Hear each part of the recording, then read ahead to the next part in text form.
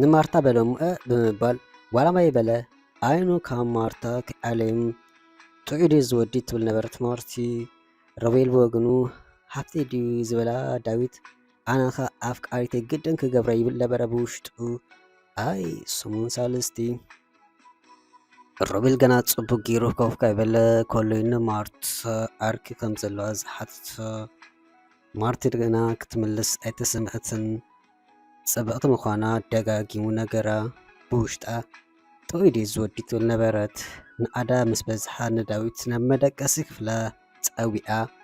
ድሓንዲዳ እዚ ኣርካ ክትብል እያ ሓቲታቶም። ኣመልዩ ኣይተሓዝሉ ወልፊ ናይ ዋልዳ ኣለዎ ዘርኣያ ጓል ብጀካ ንስከ ይርክብ እንተዚይኩን ንካልእ ኣይምናያን እዩ ምሺ ንእደክሎ ጽንሒሉ ከዓ ኣብ ምንታይ ከም ዘደቀሰኪ ዓቕሊ ጌርኪ ጥራይ ተጸበይ ምስ በላ እንዳሰሓቐም ይፃወት ኣለኹን። ስነ ስርዓት ዝገብር እንተኮይኑ ይግበር ኣይኮነን ግና ካብዚ ገዛ ክሰጉይ ምስ በለቱ ኣንቲ ሚኢድ ናይ ዝሰምዕ ኣይኮነን ፍሉይ ሰብ እዩ ብዝኾነ መልሓሱ ነዋሕ ስለ ዝኾነት ምጥንቃቕ ከለይኩ ምስ በሎም ማርቲ መን ምዃነይ ኣይትፈልጥን ኢኻ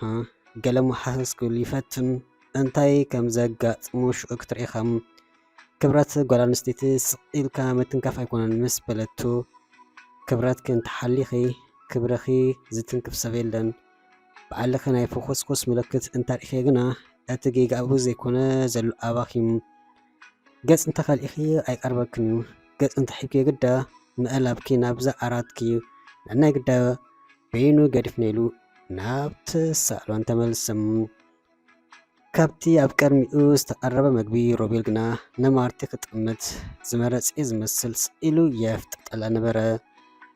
ስምዓን እንዶ ሮቤል ኣብ ገጽ እንታይ ኣሎ ድዩ ማዕረክ እንዶ ትጥምተኒ ዘለኻ ምስ በለቱም ኣብ ገጽ ከደኣ ጽባቐ ስኢልካ ጠምቶ ዘብል ዘይሰድድ ጽባቐ ንምዃኑ ንዳዊት ኣርከ እንታይ ኢኺ ቅድሚ ሕጂ ብጌጋውን ርኢካ ይፈልጥ ምስ በላም ዘመዱ ኣይትፈልጥንን ይኸይላ ገጽ ኣጣወይት ዳዊት ኣርከይ ዘመድካ ኮራይታ ትመስል ምስ በሎም እግርኻን ኢድካን ኣኪብካ ዝተቐረበልካ በልዒኻ ሰላሒልካ ትወፅእ ካልእ ምስ ተሓስብ ኣነን ንስኻን ክንበኣስ ኢና ምስ በሎ እንታይ ኣብኡ ኣባፅሕና ኢሉ ትንበለ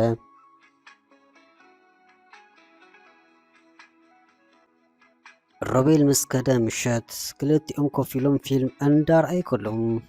ስምዕን እንዶ ማርቲ ደጊመ ክሓትኪ ዋላ ክቐሰነይ ከኣልኩን እዚ ገንዘብ ከበይ ከም ዘምጻኺ ክትነግርን ዶ ምስ በለም ዳዊት ስቕ ትፈልጥ ዲኻ ስቕ ኢልካ ሂወትካ ምራሕ ሰዓቱ ምስ ኣኸለ በዓለይ ክነግረከ ስቕ ትፈልጥ ዲኻ ስቕ በል እንዳበለት ኣንጸርጸረት ናብ መደቀሲ ክፍላ ከደት በይኑ ምስ ተረፈ ኣታዛስብ መንያ እንታይ ወትያ መን ስለ ዝኾነት እያ ብሓደ ደወል ጥራይ ክንዲዚ ገንዘብ ዝመጽኣ ኣታ ከምዚኦም ብከብዶም ዝሸጡ ሰባት ነፍሰይ ግዲ ሸጥ ኣለኹም ኣታ ከምዚኦም ንገንዘብ ኢሎም ስድሮም ኣሕዋቶም ፈተውቶም ዝበኣሱ ፍቅሮም ብገንዘብ ሸጡ ኣነውን ነዛ ነፍሰይ ብገንዘብ ይሸጥ ኣለኹ ግዲም ኣታ ድኽነተይ ጼረ በስመኣም ኢለ ከይኸይድ ኣብ ዘይፅኦ ሽግር ክኣቱ ይመስለኒ ኣነ ንቕድመይ ከም ዝኾንኩን ካብ ሽግር ክወፅእ ከም ዝደሊ ይፈልጥ ግን ድማ ብመንገዲ ፀጋም ዘይኮነ ብጥዑይ መንገዲ እምበር እሞ ምንጪ ገንዘብ ማርቲ እንታይ እዩ ስለምንታይ ከም ሰሓተት ጓ ተንፀርፅር ክበልዕ ክብል ዶ ክብላዕ ኮይነ ሰልሒለ ናብራ ቀዳማይ ዶ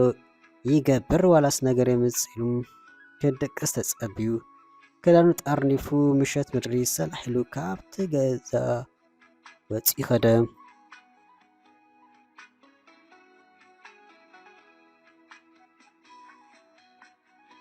ንጽባሕት ማርቲ ብንጉሕ ተስኣ ክንድስኩኖም ቁርሲ ሰሪሓ ሻይ ኣፍሊሓ ዳዊት ክትብል ሰዓት 8 ፍርቓን ከባቢ መደቀሲ ክፍሉ ሓኩሓት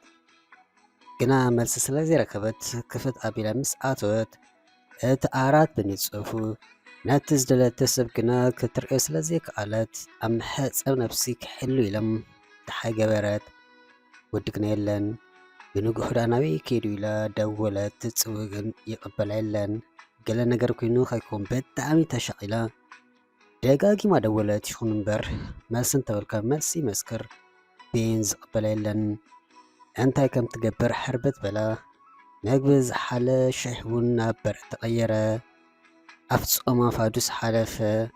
ብውህዱ ልዕሊ 50 ግዜ ከይተጋነነት ደው ኢላ ትኾነ ግን ወይኸ ኣላምፅ ጸባ ካብ ገዛ ወፂኣ ኣብቲ ከባቢ ዘወርወር በለት። እንታይ ሞ ዝኾነ ክተፍረ ኣይከኣለትን። ናብ ገዝኣ ተመልሰት። ብሻቀሎትን ጥሜት ዝኣክል ርእሳ ስለ ዝሕማ መንዲል ኣሰረት። ናብ መንድሓይ ከም ትገብር ጭንቕ በላ። ናብ ኣርኮ ከይድውል ቴሌፎን የብላን። ካልኦት ትፈልጦ ሰብ ድማ የለን። ከምታ ዝተሻቐለታ ከደቀሰ ጸልሚቱ ከም ብሓድሽ ጻሕሊ በረቐት ኣብ መንጎ ገና ስኢላ ከም ምፍተን ኣዳይ ወኣለትን ኣይቀበለን ኢላ ከም ተስኢላ ተፈትኖ ዝነበረት ምስ ተቐበላ ግን ብዘይ ልቢ ሓፍ ኢላ ኮፍ በለት እሞ ኣታ ዳዊት ሓወይ ድሓን ዲኻ ኣሻቒልካ እነኮ እንታይ ረኺቡካ ወረ እንታይ ሓኾንካ ተባኣስካ ዲኻ ሓሚምካ ዲኻ ተኣሲርካ ኣድራጋ ሕቶታት ምስ ፈነወትሉ ብውሽጡ ደንገጸላ። ብጣዕሚ ከም ተሻቐለ ስለ ዝተረድኦ ዝወሰዶ ስጉምቲ ቅኑዕ ከም ዘይኮነ ንነብሱ ወቒሱ ነቒፉ ኣጋጣሚ ቴሌፎን ከም ተሰርቐት ኣብ መኽንዩ ስለ ዝረኸባ ግን ይመጽእ ከም ዘሎ ምስ ነገራ ቴሌፎና ኣጽያ ፈጣሪ ኣመስገነት። ብዙሕ ግዜ ብሂወት ኣብ ወጥረት እያ እሞ ኣይነ ከምዝን ግን ማዓጾ ከፊቱ ምስ ኣቶ ብጉያ ከም ወላዲት ኣብ ቅድሚኡ ተገቲራ መላእ ሰብነቱ እንዳዳሓሰት ድሓን ምዃኑ ዘይምዃኑ ተራግጽ ዝነበረት ሓንቲ መዋልቲ ሓፍታይ ትሸቐሊ ድሓኒ ዋላ ሓደ ኣይኮንኩም ምስ በሎም ዳዊት ሓወይ ኣንስኻን ሕጂ ተቃሪብና ኢኖም ከመይ ተሻቒለ ከም ዝወኣልኩን ዝሓድርኩም በዓለይ ዝፈልጡ ንምዃኑ ኣብይ ሓዲርካ ደው ኢልካ ከም ዝኾነ ኣለኹ ዘይትብል ምስ በለቱ ማርቲ ሓፍተይ ከይድውለልኪ ቁፅርኺ በዓለይ ይፍልጥኒ ንሞባይለይ ከምልስ ድማ ላዕልን ታሕትን ክብል መሲ ኣብ ገሊኡ ሓዲረ ምስ በላ እንኳዕ ብድሓን መመጻኸ ክሳብ ተሓፃፀብ ዝብላዕ ከውኤ እንዳበለት ናብ ክሽነ ገጻ በለት። ብሕይወቱ ብጀካ ኣዲኡ ካብ ካልእ ሰብ ከምዚ ዓይነት ሓልዮት ኣጋጢሞ ኣይፈልጥን። ሰብ ንነብሰይ ጥራይ ይጠኣማ ኣብ ትብለሉ ዘበን ከምዚኣ ዓይነት ሰብ ምላይ ንፈጣሪ ኣመስጊኑ ኣብ ዝኾነ ሰዓት ካብ ጎና ከይፈለ ምስ ነፍሱ ቃልኣቶ። ሮቤል ንዳዊት ደልዩ ናብቲ ገዛ ምስ ከደ እንተርፎ ንማርታን ኣርኩ ክረክብ ኣይከኣለን። ማርታ ቁምጣ መሳሊ ሰለፋ ዘርኢ ክዳን ተኸዲና ነበረት። ክንድስኹን